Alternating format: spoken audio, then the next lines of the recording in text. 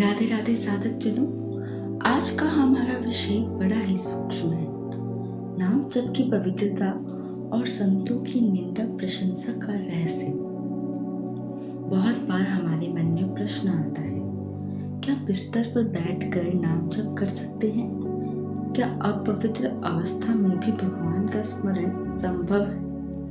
और फिर ये भी प्रश्न आता है, क्यों संतों की निंदा करने वाले भी मिलते हैं जबकि वे तो भगवत प्राप्त महापुरुष हैं? आइए इन सभी प्रश्नों का उत्तर जानते हैं प्रेमानंद जी महाराज से। तो शास्त्र कहते हैं, चाहे कोई शुद्ध हो या अशुद्ध, किसी भी अवस्था में हो, यदि वे भगवान का नाम स्मरण करता है तो वे भीतर और बाहर से पवित्र हो जाता है। इसलिए नाम जप बिस्तर पर बैठकर भी किया जा सकता है, शौचालय में भी किया जा सकता है। अपवित्र दशा में भी नाम का स्मरण निषिद्ध नहीं है, परंतु गुरु मंत्र का नियम अलग है। जिस बिस्तर पे गृहस्थ धर्म का आचरण होता है, उस पर गुरु मंत्र नहीं जप सकते।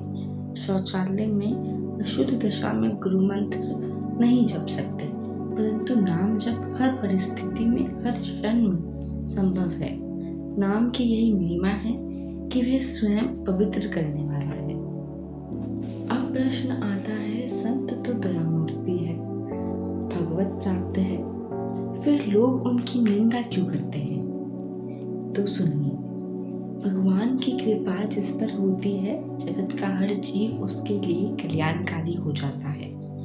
कोई सम्मान करके कृपा करता है तो कोई अपमान करके भी कृपा कर देता है। अब ये कैसे?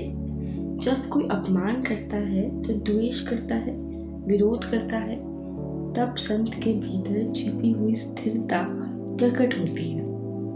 अगर संत शांत रहते हैं, मुस्कुराते रहते हैं, तो वह विरोधी उनके स्थायित्व को दिखाने का साधन बन जाता है। इसलिए सम्मान भी कृपा है और अपमान भी कृपा है, निंदा भी कृपा है और स्तुति भी कृपा है। हाँ, एक और बात, संत की पहचान आसान नहीं है। कोई संत नम्र विचरण वाला होता है, जैसे श्री शुकदेव जी। कोई संत राज सिंहासन पर विराजमान होता है, जैसे जनक जी। कोई संत तपस्वी है, दुर्वासा जी। और कोई चक्रवर्ती सम्राट होते हुए भी परम भक्त है, अम्बरीश जी।